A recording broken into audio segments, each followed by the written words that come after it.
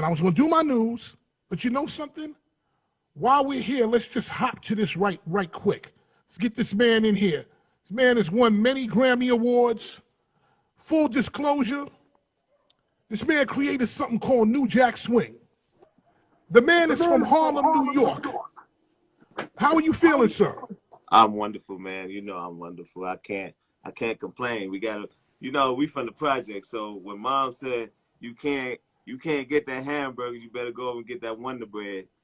And that's what we did. We did what we got. So we can't complain, We all in the same situation. So I'm never complaining. You work with what you have. Now, full disclosure, I want to give full disclosure before I get into this interview. This is Teddy Riley. This man is a legend. And I'm going to say something, and it's full disclosure. Without Teddy Riley, there is no Fat Man Scoop, period. Teddy Riley, Dougie Fresh, DJ Chillwell, DJ Cool, all people that if they were, and Puff Daddy, if they were not in my life, there would be no Fat Man Scoop. So first of all, I want to thank you for just doing what you did at the time to get me to where I am today. And man, I love you for that. I appreciate you as well, man. It always, it's a combination. If Fat Man Scoop not there, it wasn't on for that day. You know what I'm saying? It wasn't funny. It wasn't happy, like the spirit, and that's what you bought, especially with the scope. Yep. He had the scope every day. He used to drink the scope. I was like, whoa. Yep. You know something?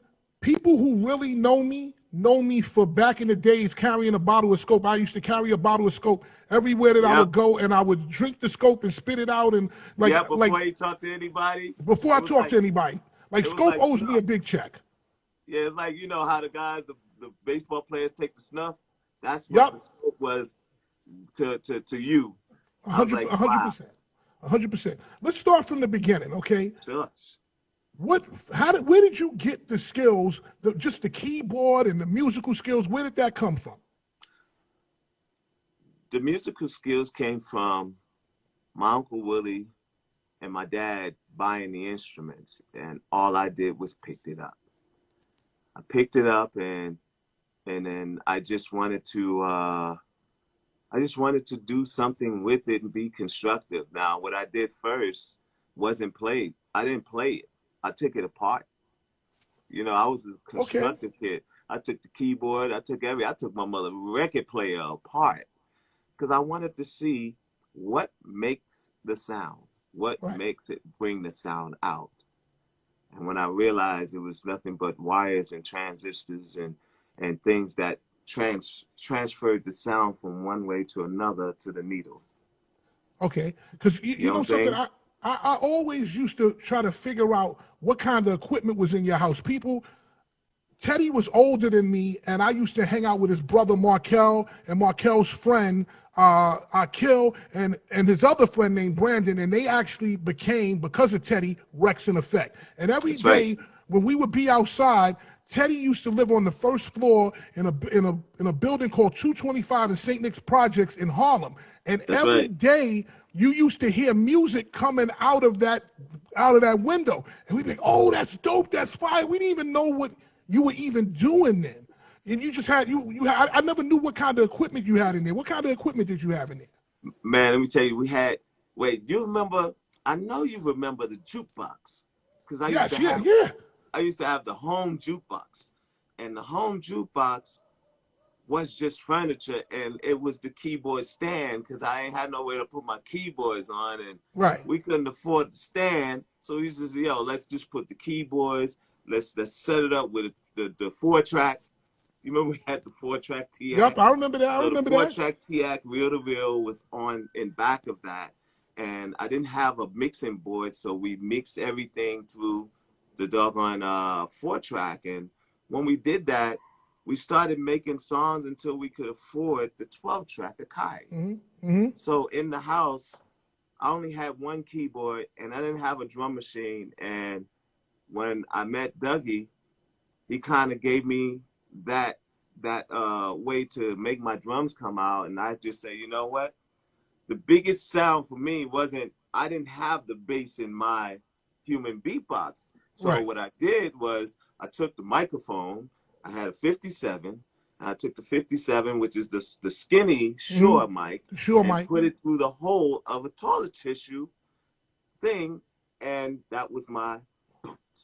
So it helped me when I hit it with my hand and do it with my mouth, and that's how I got the bass drum to be huge, was through the toilet tissue. Yeah, basically that's ghetto innovation. Ghetto innovation. Ghetto innovation. That's what it exactly what it is, man. And I'm just so happy we were able to follow our parents, you know, remedy. We couldn't afford certain things, so what we did was we made the best out of what we had. 100%. I had the vocal booth with the bathroom, remember? Yep, I remember. Listen, I remember all that. Yep, I remember all that. I came in the house. I came in the house with Markel many times and saw that. You had swag, and what we call swag now, before we even knew what it was.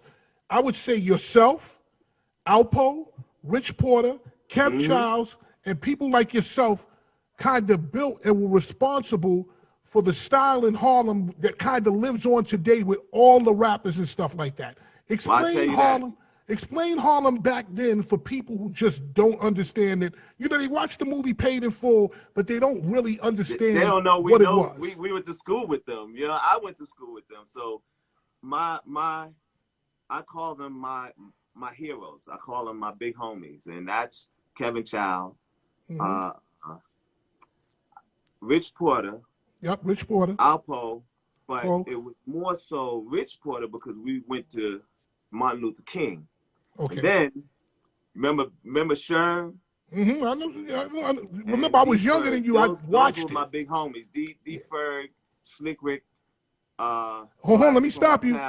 Let me stop you. People that don't know who D Ferg is, D Ferg was a big guy uptown with design and stuff, and you might know his son. His son is ASAP Ferg.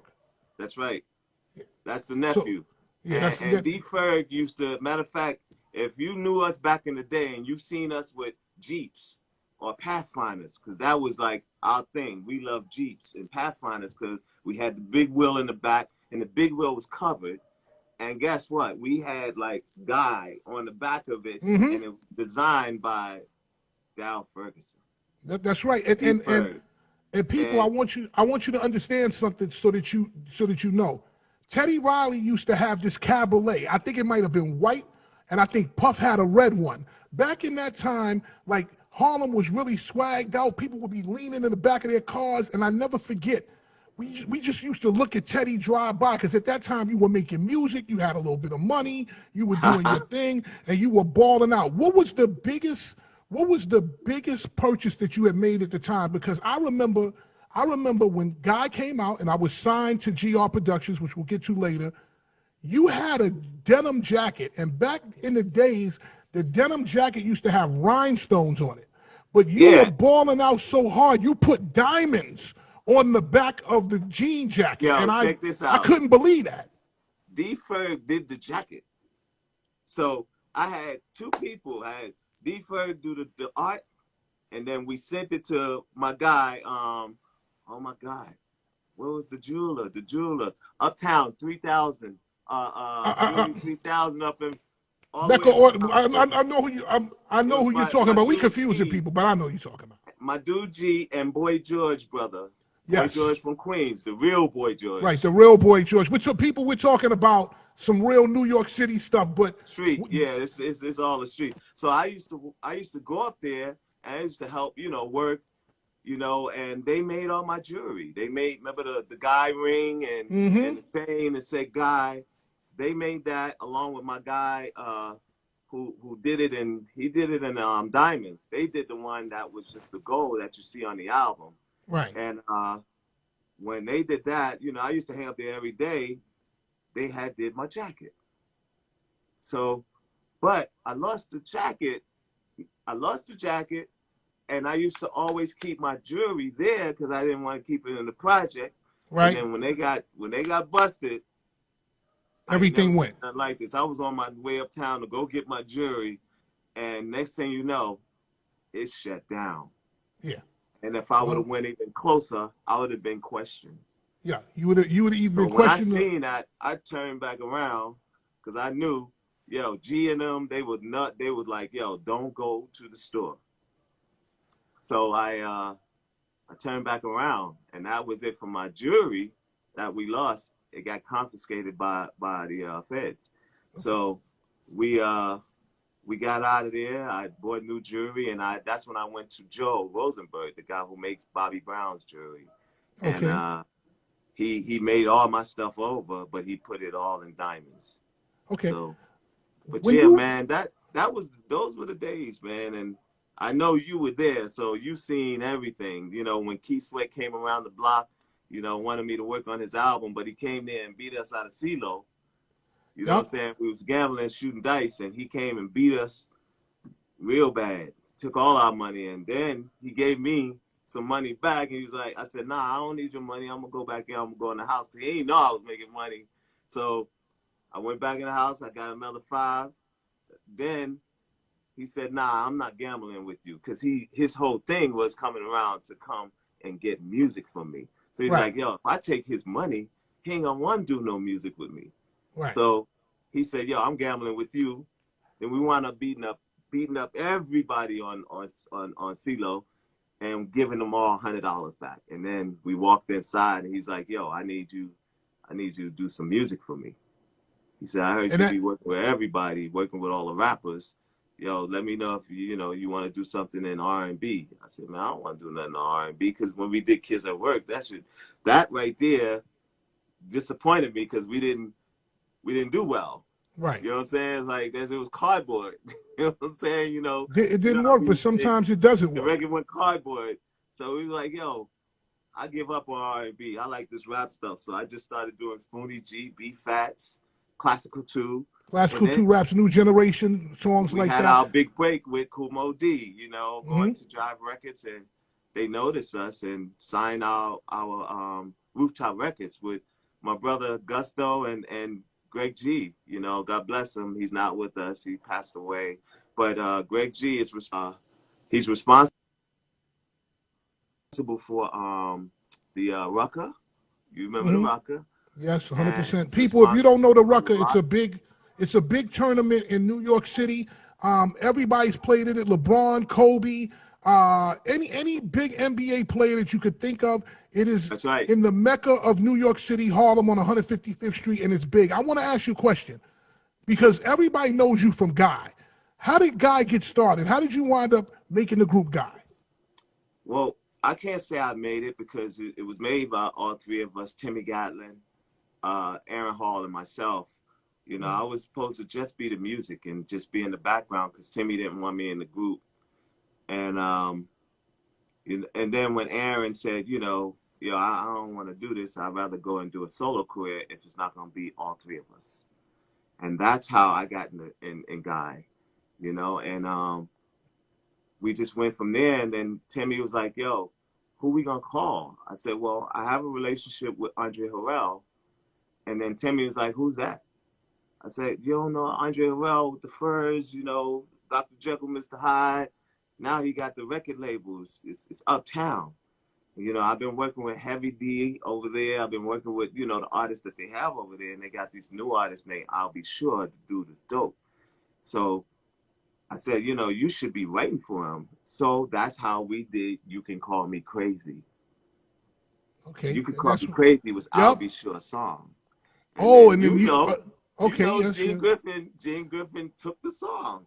Well, hold on. I want to say something. People, when I got signed to Teddy Riley, I was signed to a production company called GR Productions. Teddy Riley and Gene Griffin. Gene Griffin was like your godfather, right? Yes. Okay. Gene Griffin, so you understand, people, Gene Griffin was the first Suge Knight. Okay, that's a fact. Like, he was the first Suge Knight, to the point that he taught Suge Knight. So yes, he did. The things that Suge Knight did, when I was watching him do it, I was like, that ain't nothing but Gene Griffin, because Gene taught Suge the game and how to maneuver. On a regular basis, Gene would go and beat people up. I don't even want to get into the stories. I'm happy I survived it with one lung. Like, I'm like, It was crazy stuff. Like Gene was not the dude to play with, man. He was He a wasn't. real But serious see, dude, man.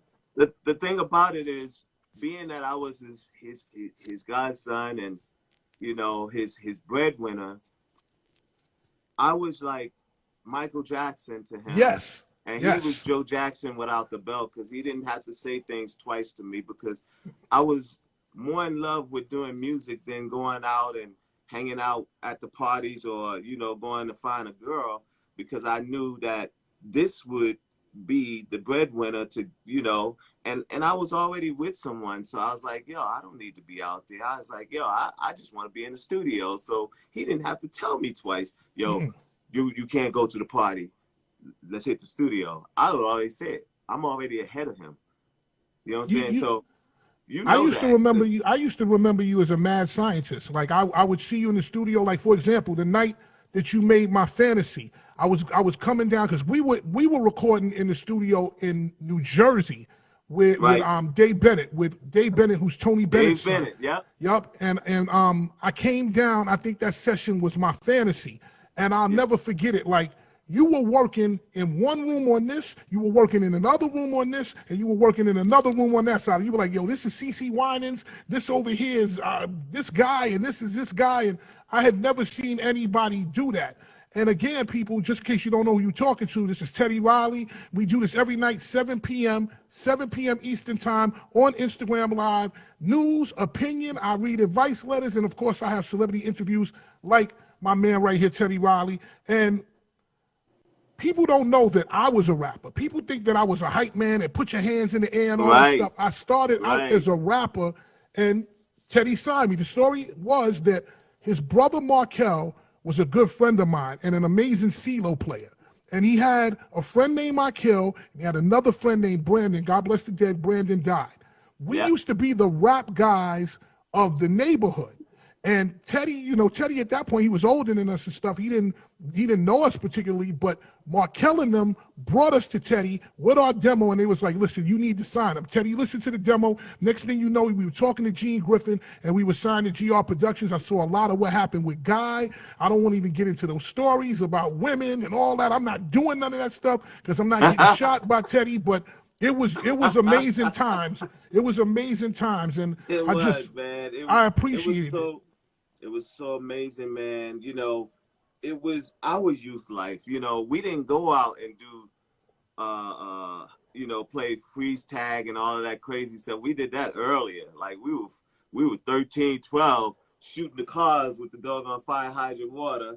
You know what I'm Yup, saying? And real the drug Harlem. dealers would ride by and be like, yo, they'll stop and be like, yo, shorty, don't shoot my car.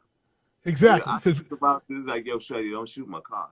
And yup. we would like, yo, next thing you know, the car would roll by and and Eh, it was But it was a fight or a shootout or somebody throwing bottles. but you And know something? It was the drug dealers back then in Harlem, and I know we're having a crazy Harlem conversation, but I want to put it in context. They had so much money, and they used to show off so much. If you wrecked the car, they would just turn the car around, and they would take it back to the car wash and get it done again. There and was get a it done over again. Yep. there was a drug dealer, and I'm sure you saw him in the movie Paid in Full. His name was Alpo. Alpo was very flashy, very swagged out. One time I saw Alpo, he was riding his bike on 8th Avenue. He fell on the bike. He left the bike in the middle of the street and then came back And with just a went back to get Milano. another one. Yeah, get another one. He came back with a car and he just started doing donuts around the bike that he crashed in the street. I want to get into some of your bigger records and what happened and what your thought process was when you did these records. Keith Okay. Sweat. How did that happen?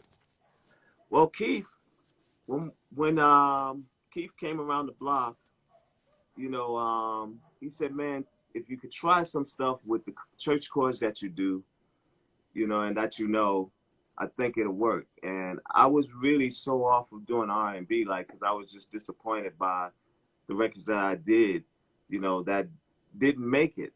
But I didn't know nothing about the politics. I didn't know nothing about, what you need for a record to get a record played, and I never knew like the big dogs, like, Joe Isgrove was like an uncle to me, and, AZ, AD Washington, and all of the cats that promoted records back then. So being I didn't know, I was like, yo, I don't want to do R&B. I want to stay. I want to do rap. And that's when I got with, a lot of people. I got with Kurt Woodley. I mean, it's Curtis, who he was the head of the label for Rob Bass. You remember Kurt? Yep, Kurt. And he used to come around with the Fat Kurt. With the caravan van, the 15 passenger. He had it decked out with the big TV. When TVs was not flat, they were like TVs. TV. So he used to come around with the van and come and pick us up, and we would go to the studio. And then he said, man, I got this new artist. It's Rob Bass. He's going to be a smash. And that's when they made It Takes Two. Yep. And then my brother-in-law, Omar Chandler. Omar Chandler. And that's where I got in on Joy and Pain. So I just want to correct that, too, because everybody keeps saying Teddy did It Takes Two. Now, I was just a part of Joy and Pain. And It Takes Two is all Rob Bass. That dude is a genius. He ain't just a rapper. That dude is a genius. And just for him coming up with that idea, just like Dougie. Dougie's a genius coming up with the show. And then what I did was enhance it. That's all I did was enhance it with my New Jack Swing style and just put the swing on it. You know what I'm saying? Like, you just put the swing on it, it changes it up, and it makes it even more powerful. So that's all I did with the music. So with Keith, the first track I did was I Wanna. And I did the whole Poor Man copyright.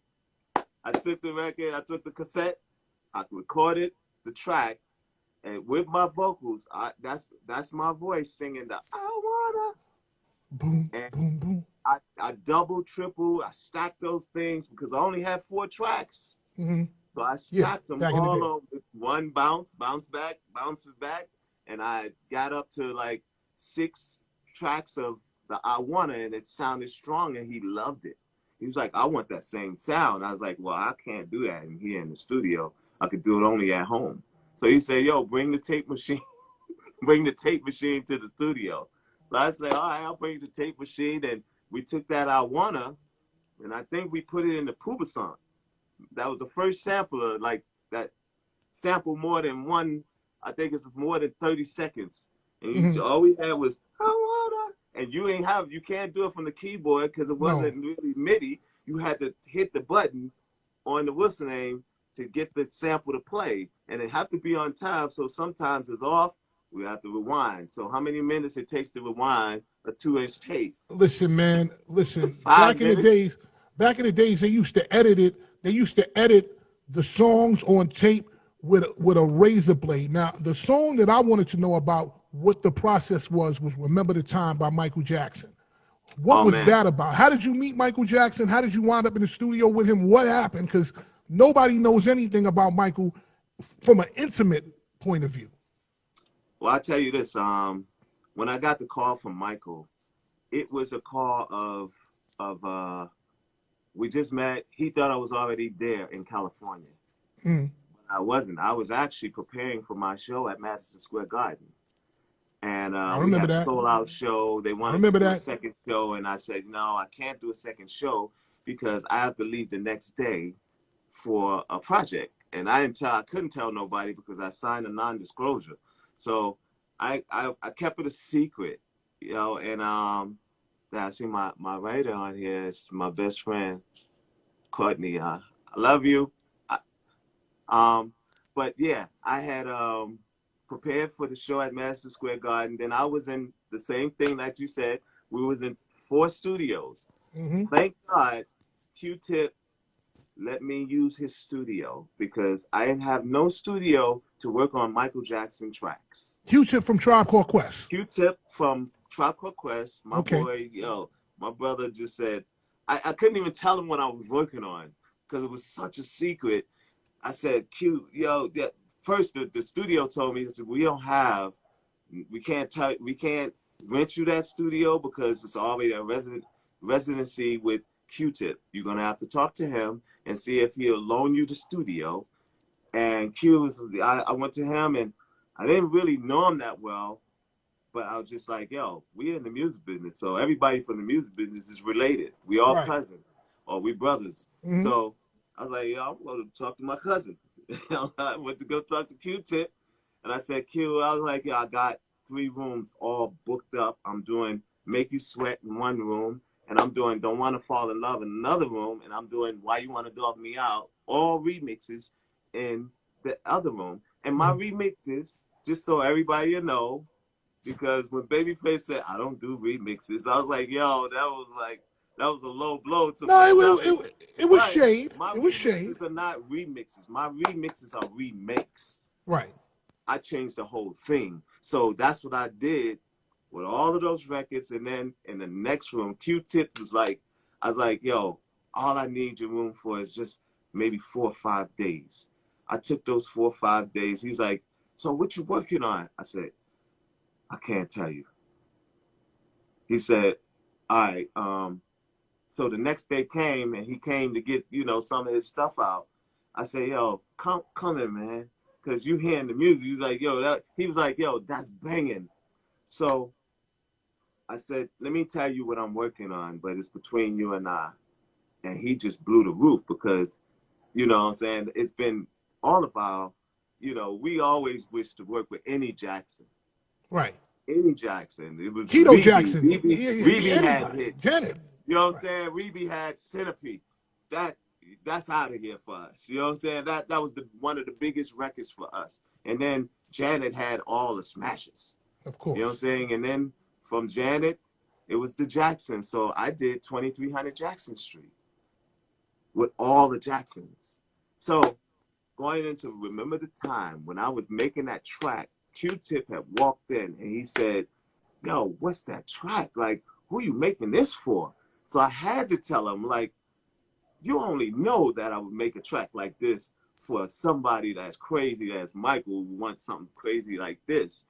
And I said, it's Michael Jackson. He was like, oh, he started cursing. Going crazy. He went nuts. He was like, yo, if there's anything you could get me in on, I would love to work with him.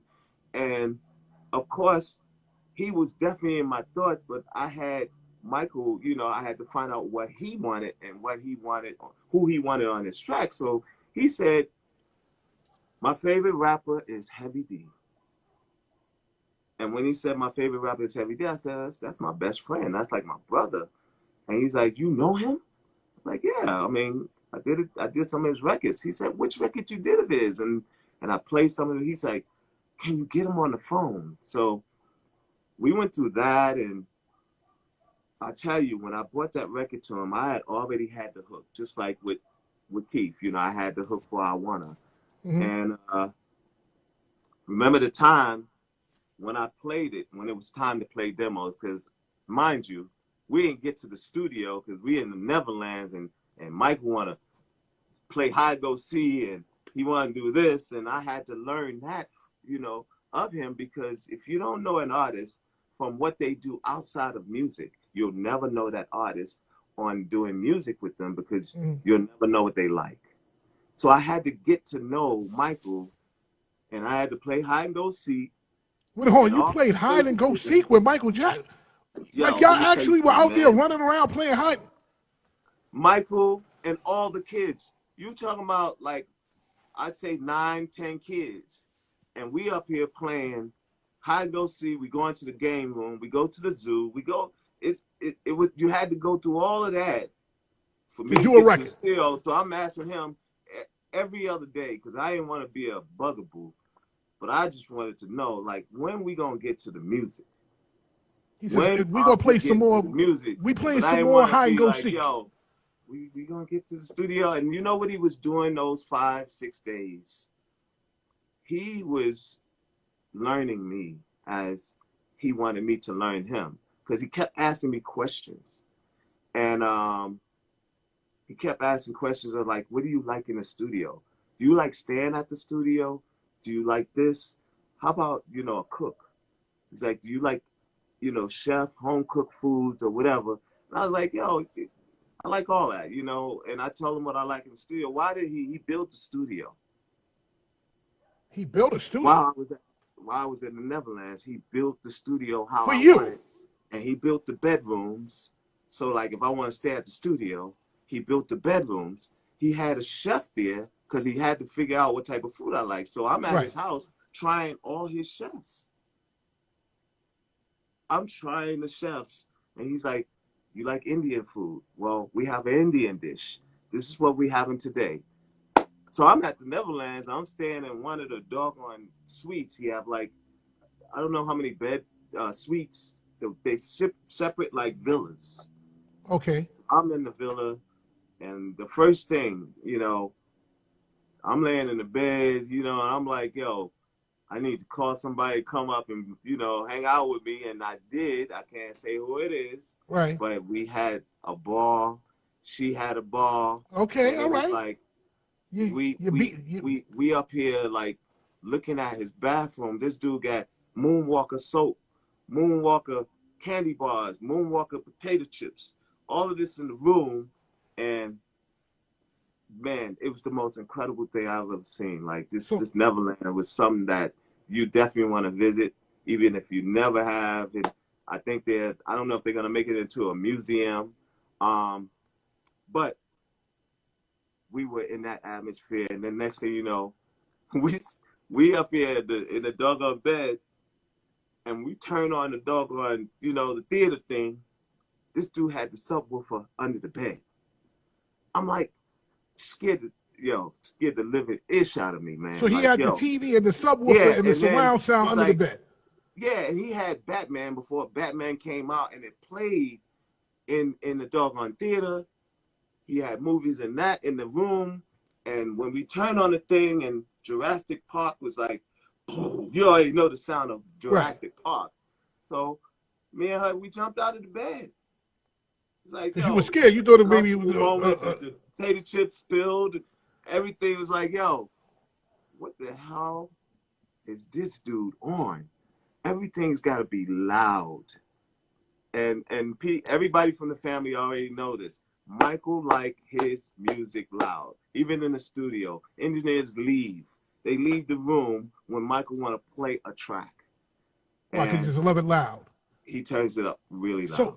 So basically, y'all in Neverland, naked in the bedroom. You beating something up. You beating Coochie up with potato chips and Moonwalker soap and robe and Moonwalker robes. So Moonwalker soap. He actually had his own Michael Jackson Moonwalker soap. Yeah, soap, robe, toothbrush, toothpaste, everything Moonwalker. And if the family is on here, they know he got Moonwalker everything, candy bar, and it was just something that you would definitely remember by going there. When you went in the studio to actually work with him, were you confident? Were you nervous? Like, what was the vibe? Because I know if I walked in the studio with Michael Jackson, I might get a little weak knees. Well, I was nervous as hell. Oh, the people are asking, did you take anything from the room with you? Did you take the soap? Of course, that's what they do. They give it to you. Like everything is like, it was like going to a bed and breakfast. Everything is yours. Everything is yours. Like, he had many of the robes. He had all that stuff, and the people come in and they replace it. What's your favorite ride? What was your favorite ride in Neverland? What's your favorite ride? Well, I've never been on that thing where you go all the way up in the sky, because I always think, yo, I'm going to fall off of that. So I went on that, the wheel. So I went on that. He had a roller coaster. That was pretty cool. But the water rides were the best. Okay, so the water rides, that's what I want to get.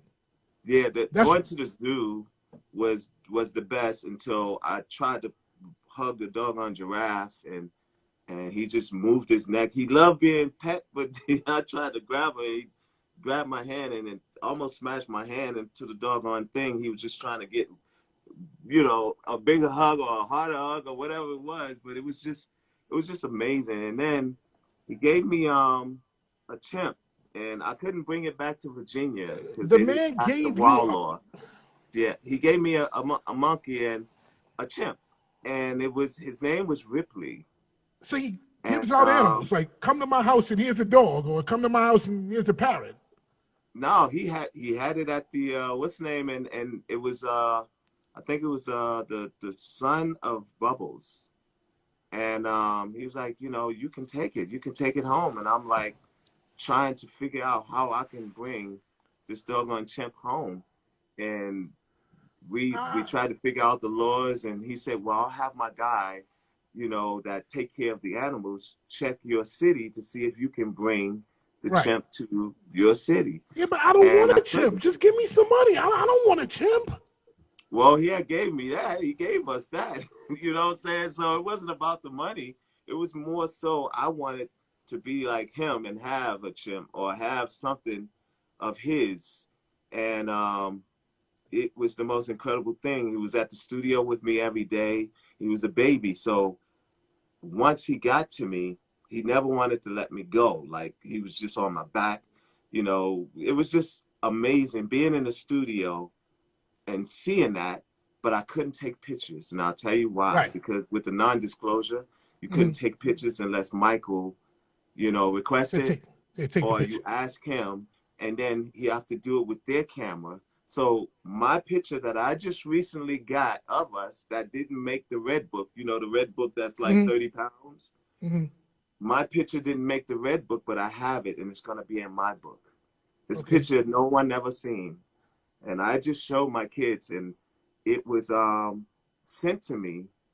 And I finally got it. I'm not going to disclose it until I put it in the book. So my book is coming for the summer. It'll be probably the end of the summer, going back to school. Okay. I got one question for you. Micheal Jackson was way ahead of the game when it came to putting a mask on. Like, did he wear that mask all the time, or was it only like when he was out in the street? Did he come in the studio with the mask on? You would think now, if it was the corona or the COVID, Micheal would already be prepared. He'd be straight. He'd be straight. He'd be good already. He'd be good. I've been doing this for 20 years. Now, what I want to do before we get out of here, because we got like 5-6 minutes. The one thing I do want to talk about, because I got to talk about it, because it's the elephant in everybody's room, is the battle. And I remember watching the battle, all right? And the first thing I thought about was, why are there so many people in the room? It was like a basketball team worth of people in the room. You had a dude dancing. You had the people in the band. Why did you do that? What was the reason behind it? I know, but I'm going to let you tell them, and then I'm going to tell you why I think you did it. You know, I don't believe in just giving people a battle. I believe in giving people more. They deserve it. We're in the COVID right now. And just like I gave the concert, you all clicked on, it was perfect. Why? Because it was from my side. Technically, Instagram cannot handle the weight that I bring. They can handle the weight that Babyface brings because he just got a guitar. Right. But me, I come with an arsenal, and I come with something that's going to give people more. So if it would have worked, had Babyface side with the interface didn't cause it caused the feedback, which was told to me by Instagram and also CNN, which is why CNN and everybody's story turned around when they found out technically it wasn't Teddy Riley's fault. And if that would have came out perfect, they'd have been like, Teddy's a genius. Right. But the dude dancing, he did more than like what I did at Essence Festival. We sold out Superdome, 85,000 seats, and I gave people more. I gave them more because they deserve more. So okay, hold on. Let me stop you. Let me stop you real quick. People, if you don't understand, first of all, if you just tuned in, we're talking to Teddy Riley. Every night, 7 p.m., I have a celebrity guest, news, opinion, advice, more. You can after Ted gets off, you can check out the rest of what I do. We are from Harlem. We always gonna do extra and show out. It's just in our DNA. We here to compete. So we gonna compete. We gonna compete the whole way. The only thing that I thought was wrong is that there were no rules of engagement. Because if that was the case, maybe Babyface would have known to come with his band. And as well as the fact that I always felt that Babyface versus Teddy Riley was two different genres. It's like Fatman Scoop battling Casey and JoJo. It doesn't make sense.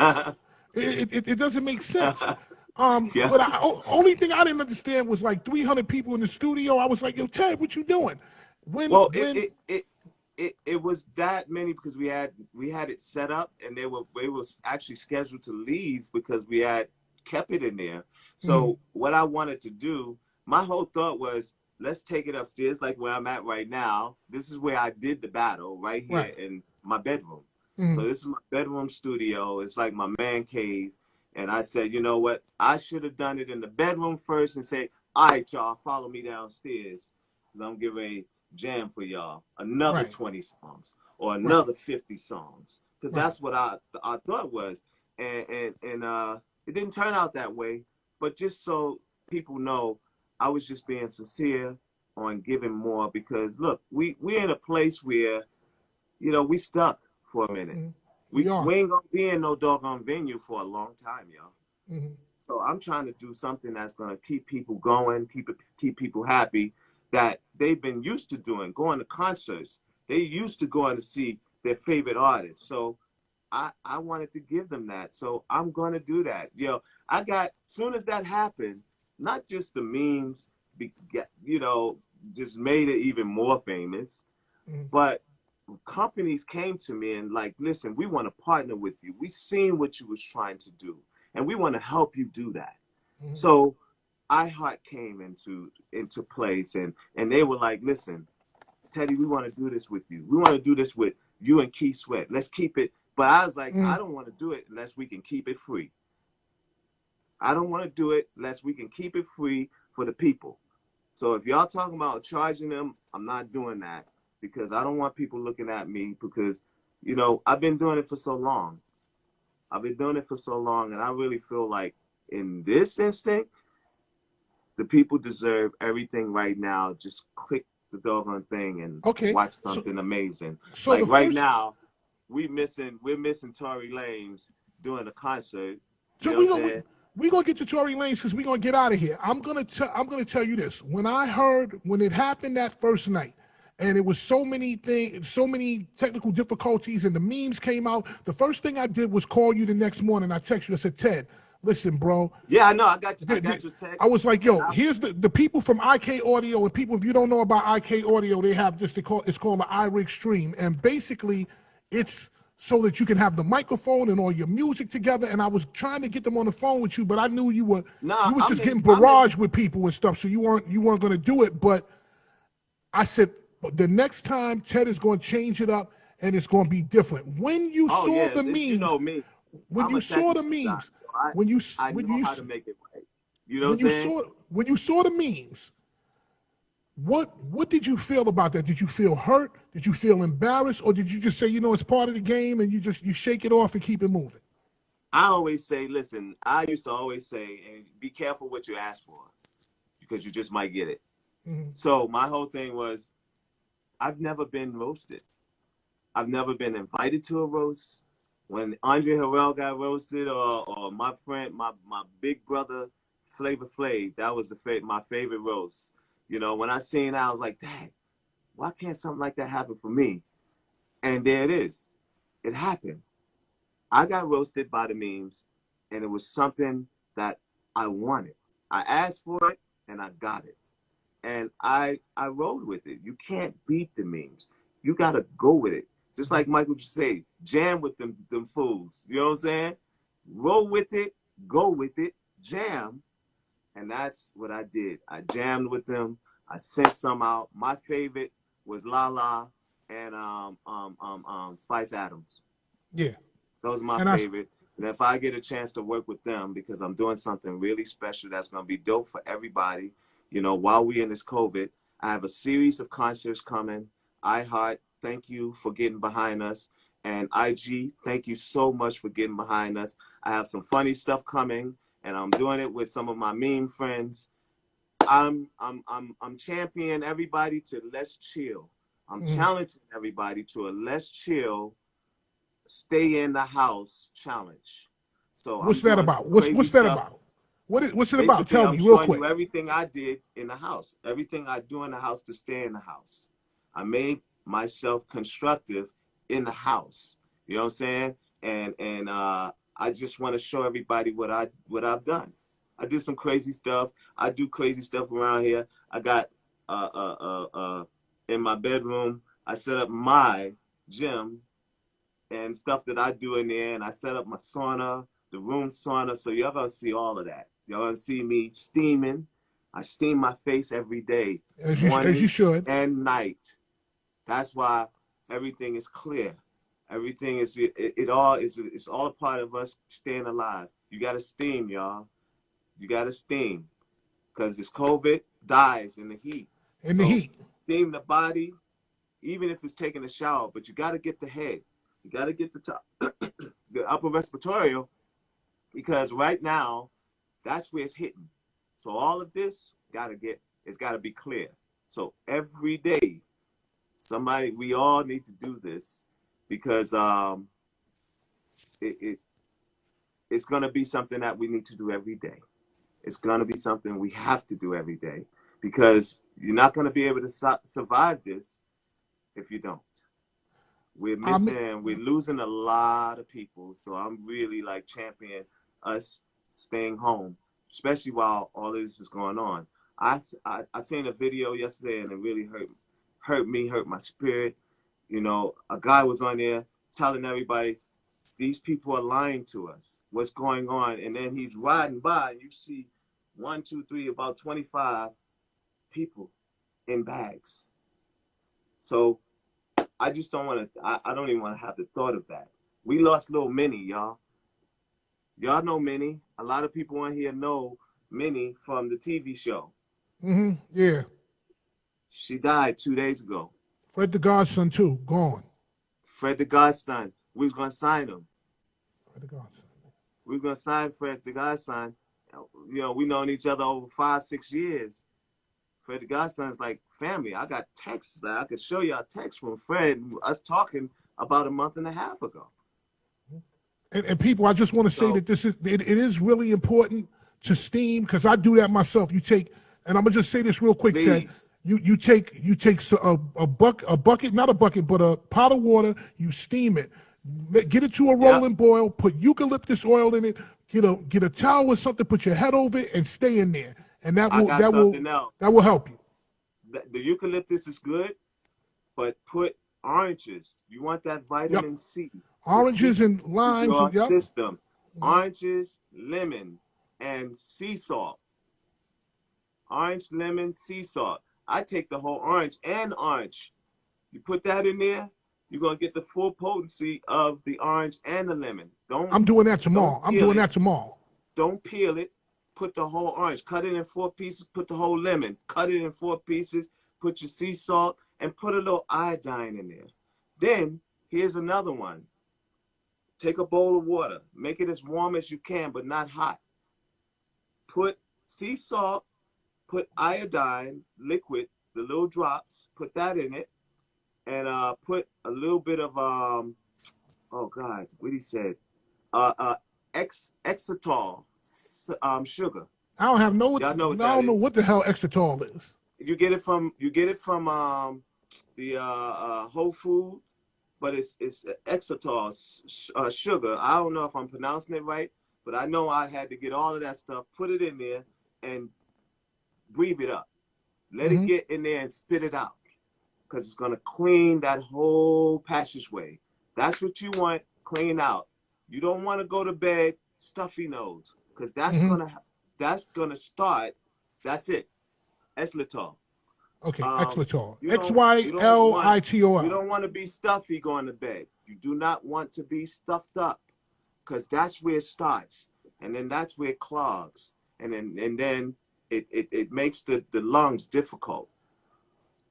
You have difficulty. So don't go to bed with a stuffy nose, y'all. Teddy, I want to just stop you. I want to just stop you real quick. What he's saying is the God's honest truth. Anybody that studies Dr. Sebi, anybody who studies natural holistic healing will tell you exactly what he's saying. Y'all may think it's crazy, but he's telling the truth. Please listen to what the man is saying. Please listen. Keep talking.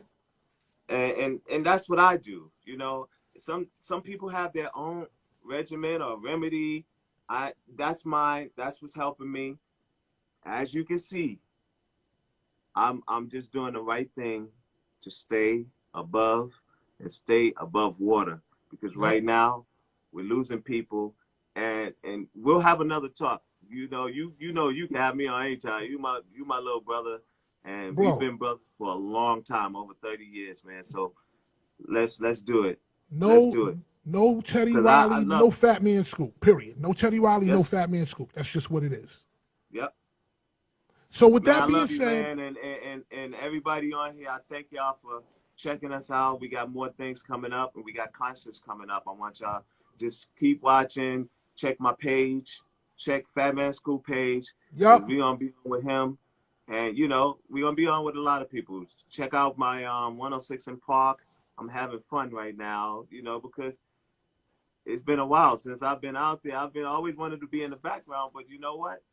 God didn't intend for me to do that. He said, go out and do my service. Do what I need you to do to get to my people. And that's what I'm doing. Well, there you go. It's that simple. It's that simple, people. Listen, every night, 7 p.m., I do this on Instagram Live, celebrity interviews. We do news, we do opinion, we give advice, a whole bunch of stuff. Teddy Riley is here with us, and because he's here with us, we got to ride out with Teddy Riley. This is my man right here. Teddy, I love you. I love you too, man. Fatman Scoop.